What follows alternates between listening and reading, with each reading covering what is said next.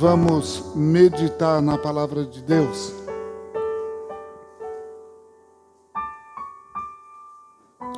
Efésios capítulo 2, os versos de 1 a 10.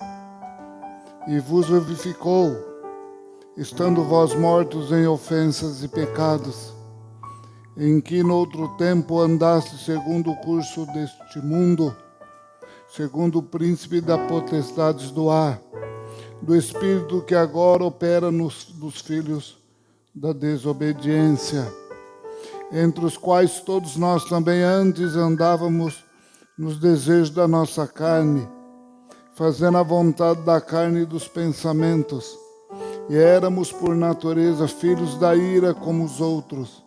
Mas Deus, que é riquíssimo em misericórdia, pelo seu muito amor com que nos amou, estando nós ainda mortos em nossas ofensas, nos vivificou juntamente com Cristo, pela graça sois salvos.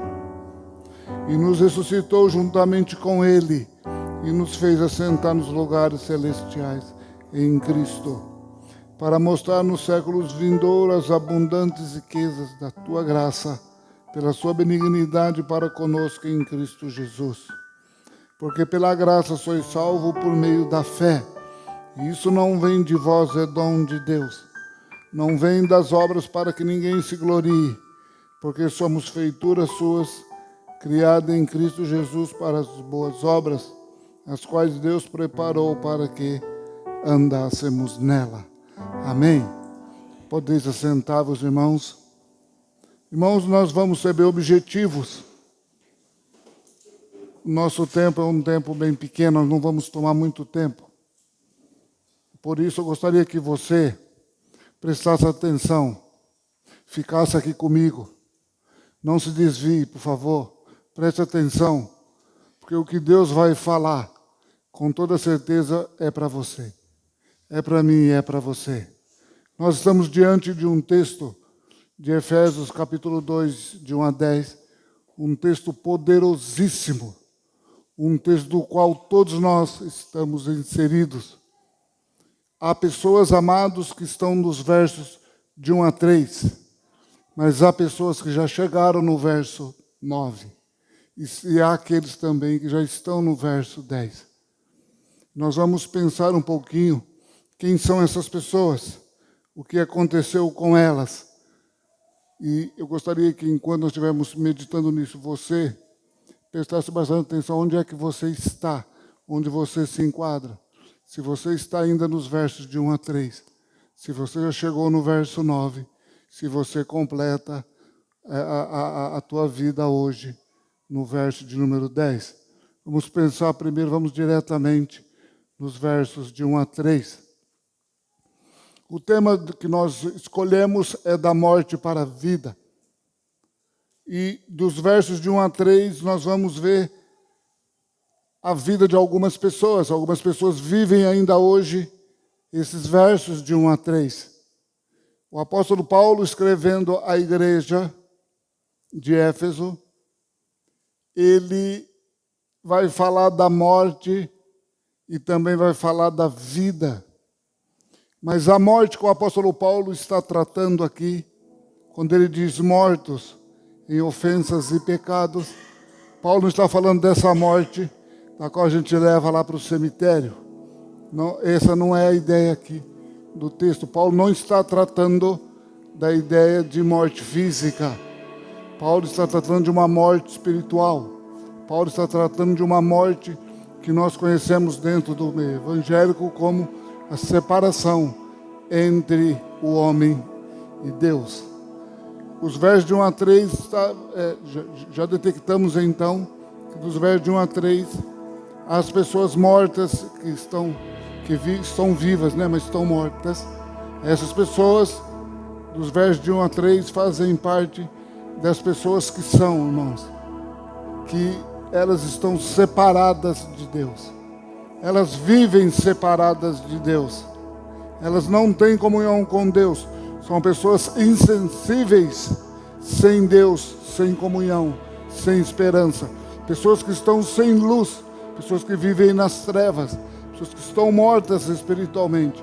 Pessoas que parece que Deus está aqui, há uma barreira que a impede. E não há nenhuma comunhão com Deus. Por isso que o apóstolo Paulo diz aí, vou ler novamente aqui. Estando vós mortos em ofensas e pecados, em que no outro tempo andaste segundo o curso deste mundo, segundo o príncipe das potestades do ar, do Espírito que agora opera nos filhos da desobediência.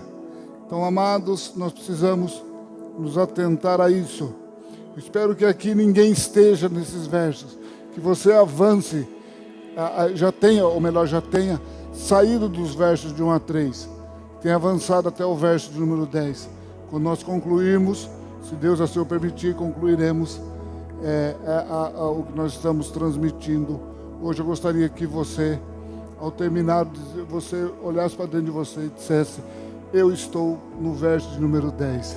Saí do verso de 1 a 3, passei pelos versos de 4 a 9, estou no verso de número 10. Porque esse texto tem tudo a ver com você. É com você que Deus está tratando, é comigo que Ele está falando. As pessoas separadas de Deus são pessoas que estão vivendo segundo o mundo, ou segundo a orientação que o mundo passa, segundo a sua influência, segundo o diabo. São filhos do diabo. São pessoas que estão mortas espiritualmente. São pessoas que estão perdidamente, irmãos, separadamente de Deus. Sabe, essas pessoas que não têm nenhuma ligação com Deus. São essas pessoas que está dizendo aí nos versos de 1 a 3. São pessoas que vivem os valores do mundo. São pessoas influenciadas pelo diabo, pelo Deus desse século. São pessoas que não conseguem perdoar. São pessoas que estão cheias de raiva. Pessoas que estão em todo tipo de pecado. Pessoas que ficam inventando pecado. Vivem inventando pecado. São pessoas mortas espiritualmente. Mas continuando aqui, são pessoas que andam fazendo a vontade da carne e dos seus pensamentos. São pessoas que estão vivendo de acordo com aquilo que eles acham que é, sem regra, sem o conselho da palavra de Deus, sem Bíblia, sem oração. Pessoas longe da comunidade cristã, vivem a sua vida como se não fossem prestar contas a Deus. Então, amados, eu espero que dentre nós aqui, ninguém esteja vivendo nessa vida aqui. Porque os irmãos vão perceber mais à frente que é muito perigoso para os que vivem nessa situação. Esse tipo de pessoas, irmãos, esse tipo de pessoas vivem de maneira a praticar o pecado sem nenhum temor. Sabe, o pecado para eles tanto faz. Mentem, se prostituem, adulteram, enganam, não perdoam, têm seus corações duros, amarrados. São pessoas que inventam males. São pessoas que não acreditam o tanto que o pecado é profundo. As pessoas não sabem a profundeza do pecado. Não faz ideia como ele machuca o coração de Deus. Permita-me fazer uma cena aqui só para os irmãos entender um pouco mais profundo o que é o pecado. Imagina Jesus aqui na cruz, nosso pecado, o pecado da humanidade caindo sobre ele. Deus, o Pai, olha, credo, que nojo, vira o rosto. Jesus então grita assim: por que me abandonaste? Ou por que você me deixou? Irmãos, é o pecado que faz isso. O pecado ele é tão asqueroso, tão sujo, que ele chegou a interferir entre o Pai e o Filho. Chegou a interferir entre Deus, o Pai, e Deus, o Filho, ali na cruz. Isso aconteceu por volta das 3 horas da tarde. Jesus clamou em alta voz: Eli, Eli, lama sabachthani. Quer dizer: meu Deus, por que me abandonaste? Está ali em Mateus capítulo 27, no verso 46. Então, irmãos, o pecado ele é muito sujo. Nós, os que estamos, se você já saiu daí, se a tua mente, se Deus já trabalhou na sua mente, se você já saiu desse verso de 1 a 3 aí, se hoje você está livre desse verso, não brinque mais com o pecado. Não conheço ninguém que brincou com o pecado e saiu ileso. O pecado não é brincadeira. Veja o que aconteceu ali na cruz, ao Deus Pai olhar para o Filho, quando ele estava recebendo o pecado da humanidade. Eu estava lendo um site do Estilo Adoração na internet esses dias. O escritor chama Daniel Conejeiro. Ele estava explicando sobre essa frase. Eu vou ler para os irmãos que foi que ele escreveu. Ele diz assim: o Pai o abandonou porque naquele momento Jesus Cristo havia sido feito pecado, e o pecado implica em separação de Deus. Veja a pureza de Jesus Cristo, a santidade dele se tornou pecado por nós. Pecado, irmãos, por nós, porque o nosso pecado caiu sobre ele. A Bíblia diz que a santidade de Deus é tamanha que seus olhos não podem contemplar a iniquidade. Lá em Abacuque 1,3 está escrito isso. Isso explica por que Jesus provou do abandono divino. E continua ele: meu Deus, por que me abandonastes? Foi a genuína declaração daquele que suportou o horror da ira e do juízo de Deus sobre o pecado, no lugar de todo o seu povo. Jesus suportou a terrível maldição merecida pelo pecado. O Filho foi abandonado pelo Pai naquele momento, para que os redimidos pudessem ter comunhão com Deus por toda a eternidade. Glória a Deus por isso. Você entendeu isso? Veja a profundidade do pecado. Veja o que o pecado fez. Veja o que causou, o que causa o pecado. Então, não brinque com o pecado. E é lamentável, irmão, a situação do homem sem Deus.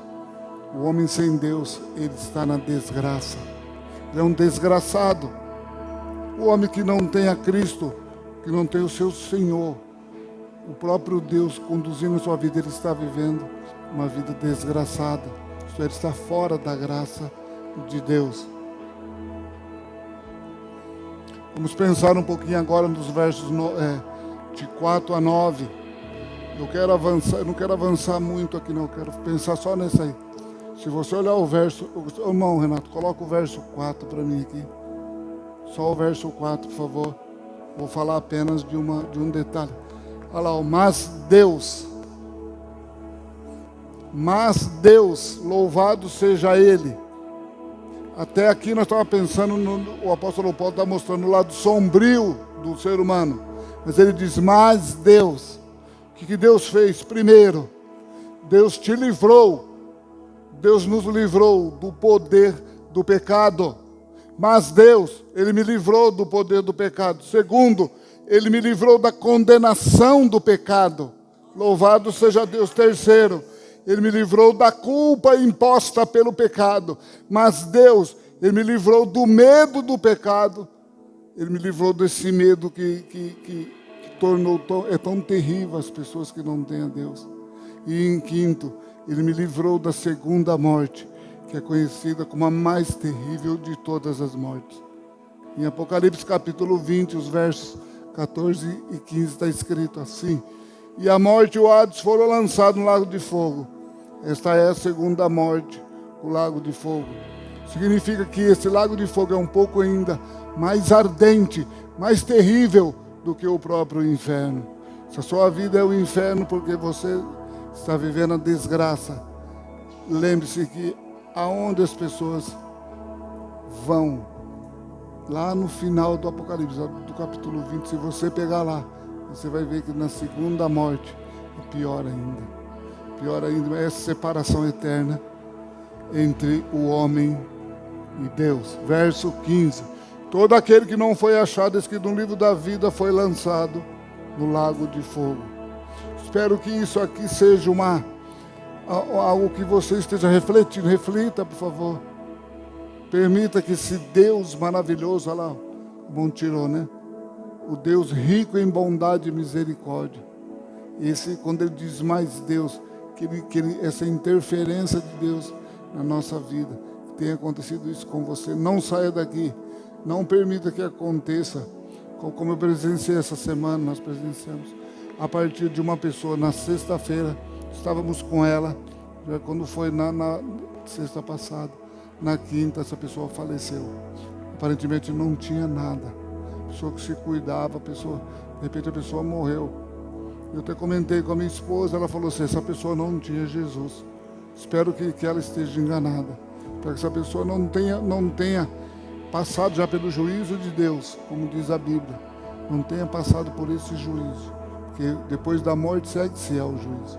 Essa pessoa já deve ter passado pelo juízo de Deus, que ele tenha aceitado a Jesus Cristo. Eu acho muito difícil isso acontecer nessa hora, mas o meu desejo é que ninguém se perca, irmãos, que ninguém se perca. A graça de Deus, irmãos, ela é tão maravilhosa, ela é tão profunda, ela é tão grandiosa, que esse mas Deus que nós vemos no verso 4 aí, essa interferência de Deus, muda a minha e a tua vida. Eu espero que a tua vida esteja mudada realmente, através dessa graça de Deus. Deus nos amou ainda, quando estávamos mortos. Oh, que Deus fantástico, que Deus maravilhoso. Como Deus é bom, irmãos. Mas Deus não apenas nos livra do pecado, mas Ele garante uma vida eterna.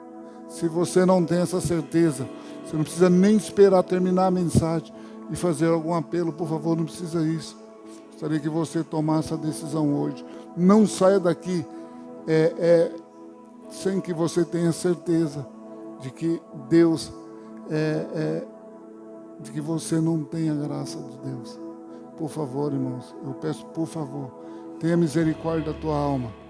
Tenha misericórdia da tua alma. Cuidado, não brinque. Não fique, se você está vivendo ainda dos versos de 1 a 3. Passe, saia daí, abra os olhos, abra o coração, que Deus com certeza vai te salvar. Não fomos salvos para sermos bons, mas porque Deus é bom. A morte espiritual representa a separação de Deus. Foi Ele quem tomou a iniciativa de nos dar vida. Por isso que o apóstolo Paulo disse, mas Deus, e não eu. Ele teve essa iniciativa de chegar e nos ganhar, nos redimir, de nos tirar da morte, de nos dar vida, e essa vida em abundância. A graça de Deus, irmãos, que está em Cristo Jesus, aí nós encontramos no verso 6, nos deu vida juntamente com Cristo e com Ele nos ressuscitou. Eu te pergunto, você já foi ressuscitado? A graça de Deus é mesmo a realidade para você? Se você partisse agora, você abriria os seus olhos aonde? Você sabe aonde você vai abrir os seus olhos? Ou nós vamos abrir os olhos para a vida eterna com Deus, ou para a vida eterna sem Deus. Não existe outro caminho. A Bíblia não trabalha com essa possibilidade. Não há um lugar intermediário. Não há mais esperança. A igreja não vai orar mais por aqueles que já partiram. Enquanto você me ouve, quando você tem vida, quanto há tempo, por favor, tome a decisão por Cristo. Aceite Jesus Cristo hoje. Viva a graça de Deus. É pela graça de Deus. O que nós aprendemos quando nós chegamos no verso 8? Que a salvação é a graça de Deus e a fé é a mão que recebe a graça de Deus. O apóstolo Paulo, em Romanos capítulo 10, ele diz assim, se com a tua boca confessares o Senhor Jesus e em teu coração creres que Deus ressuscitou dentre os mortos, serás salvo. Visto que com o coração se crê para a justiça, com a boca se faz confissão para a salvação. Você já confessou a Cristo? É verdade que Jesus Cristo, se Ele vier agora, você vai mesmo para o céu?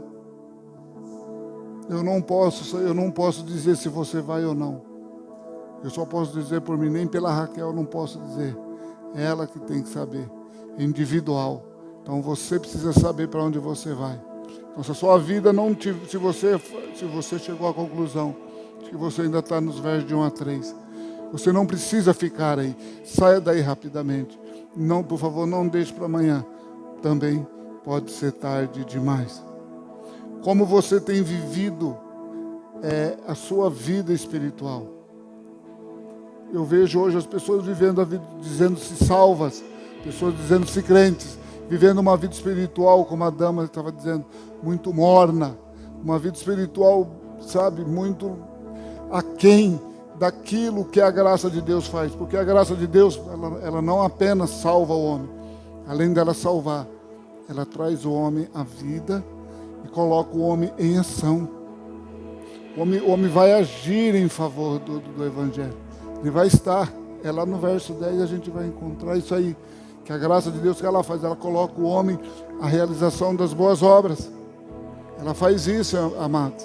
E com isso nós entendemos que as pessoas que não estão vivendo o verso 10, também é possível, também não tenha chegado ao verso 9.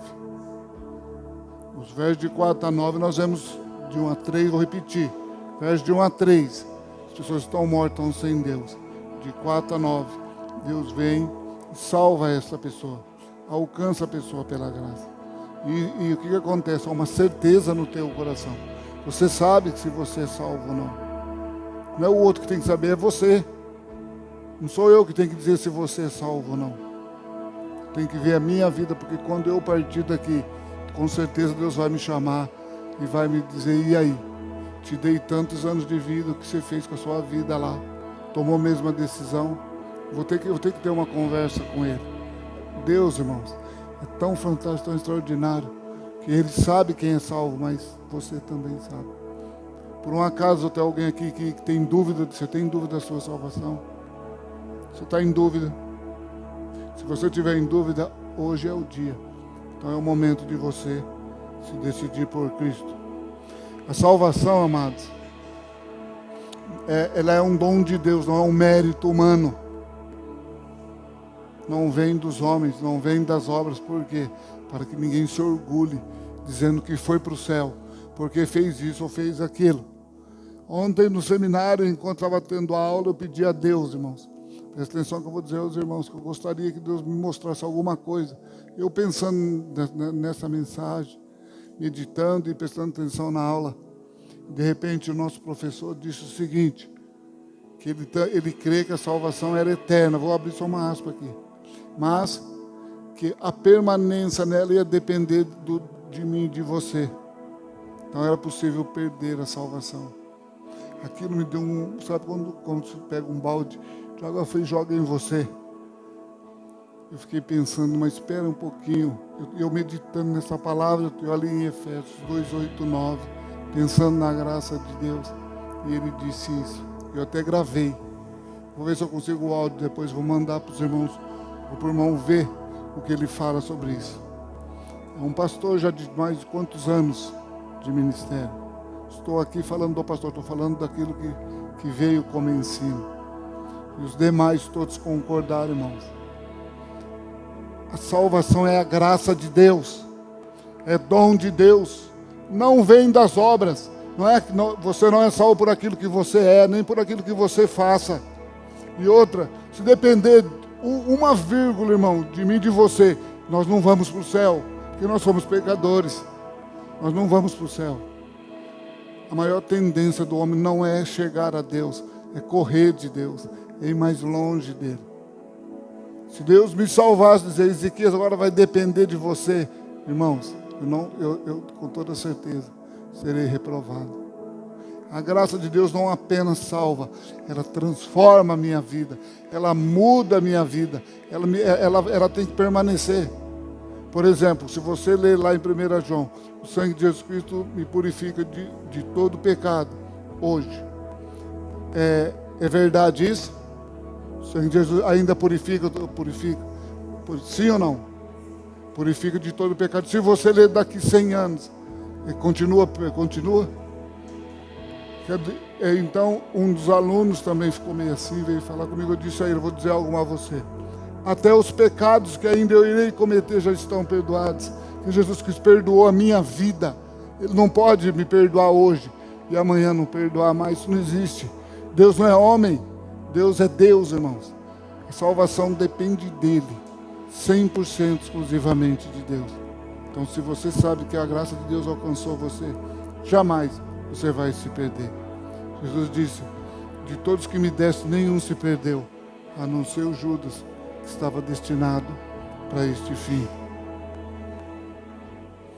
A graça de Deus sempre vai trazer para mim e para você um novo propósito, uma nova maneira de ver, uma nova maneira de viver. Não somos salvos por obras, mas para as boas obras. Vou repetir, nós não somos salvos por causa das obras, mas para as boas obras. O verso 10, irmão Renato poderia colocar para nós aqui. Vamos ler isso aí. Porque somos feituras suas, criadas em Cristo Jesus para as boas obras. Quem saiu do verso de 1 a 3 e foi até o verso número 9, ele fala, criado em Cristo Jesus para as boas obras, as quais Deus preparou para que andássemos nela. Há pessoas que hoje estão vivendo isso aí, e você vive isso? Será que eu estou mesmo na prática das boas obras? Mas porque eu já fui salvo, já fui alcançado pela graça. Essa experiência já aconteceu na minha vida, e eu não vou fazer as obras para tentar ganhar um lugar no céu. Está errado isso. Não somos salvos por obras, mas para as boas obras. A graça, irmãos, não é uma desculpa para viver de qualquer jeito, mas é um chamado em viver a resposta ao amor de Deus. Entendeu? Acho que não, vou repetir. A graça não é desculpa para viver de qualquer maneira. Tem pessoas que dizem, então já estou perdoado pro resto da minha vida, então vou fazer o que eu quero. Esse pensamento é diabólico, é maligno, não vem de Deus. Porque a graça de Deus não é uma desculpa para viver de qualquer jeito, mas é um chamado a viver a resposta ao amor de Deus. A estar, irmãos, andando nas obras que Deus criou para que andássemos nela. São as boas obras.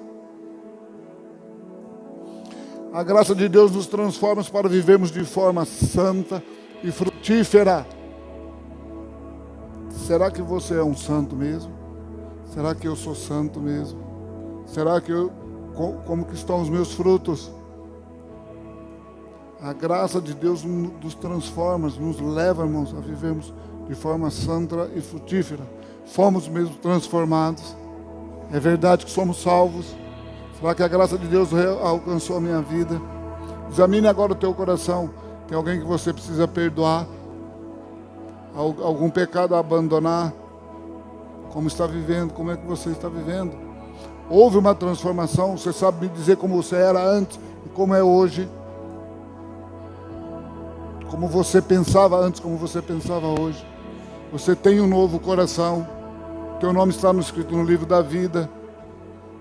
Todo salvo sabe, irmãos, que seu nome está no livro da vida. A graça de Deus é uma realidade para mim, para você. Ou estamos ainda nos versos de 1 a 3? O verso 10 destaca que os crentes são chamados a viver de acordo com a nova vida que receberam. Verso 10, o apóstolo Paulo está dizendo que agora eu preciso viver de acordo com a graça que eu recebi. Se é verdade que eu recebi a graça de Deus, então eu preciso viver a graça de Deus. Porque a graça de Deus apenas não salva, transforma e continua nos dando vida. Então, eu estava ouvindo um hino e não gostei da letra. A irmã Paula deve conhecer, diz assim, que me mantém de pé a minha adoração. E o cantor repete algumas vezes, que nos mantém de pé não é a minha adoração, é a graça de Deus. É o poder de Deus que mantém o homem em pé. É a graça de Deus do começo ao fim. Não é aquilo que eu faço, mas é aquilo que Ele fez por mim. E aquilo que Ele ainda continua fazendo por mim. É claro que eu preciso adorar a Deus, como nós adoramos a Deus. Cantando, através dos dízimos e ofertas, através da nossa vida. Precisa ser um altar de adoração, é claro. Mas não é isso que vai me manter de pé. O que nos mantém de pé é a graça de Deus. A graça de Deus nos leva a uma nova vida. Fomos salvos para servir, amar, refletir e sermos a imagem de Cristo no mundo. Se eu estiver certo nessa interpretação, a minha vida precisa refletir isso aí. Não é apenas eu vim aqui dizer para você, ou ensinar você, precisa ser verdade para mim. Esse dia eu falei muito com Deus, mas a minha vida é isso aqui. Quando eu cheguei nesse ponto aqui, eu disse, a graça de Deus me leva a uma nova vida. Eu fui salvo para servir, amar, refletir a imagem de Cristo no mundo. E eu sou essa pessoa. Eu preciso, irmãos, me questionar, eu preciso me colocar à luz da palavra de Deus e colocar para mim, será que eu sou mesmo essa pessoa? Porque vir aqui apenas dizer, pregar e ensinar é uma situação. Preciso viver isso aqui. Então, nós estamos inseridos aqui. Todos nós estamos inseridos. Eu quero caminhar já para o final aqui, irmãos. Gostaria que você ficasse em pé, por favor. Toda a igreja ficasse em pé um momento. Fique em pé, por favor.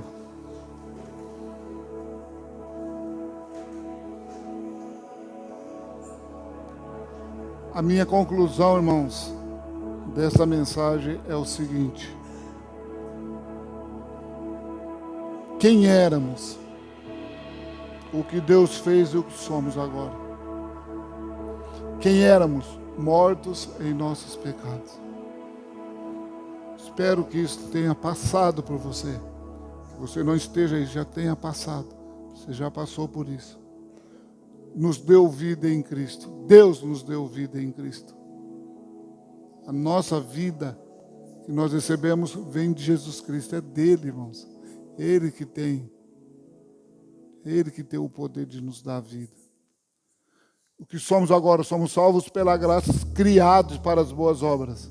Então, se você não estiver vivendo as boas obras, não para ser salvo, mas resultado da graça de Deus em sua vida.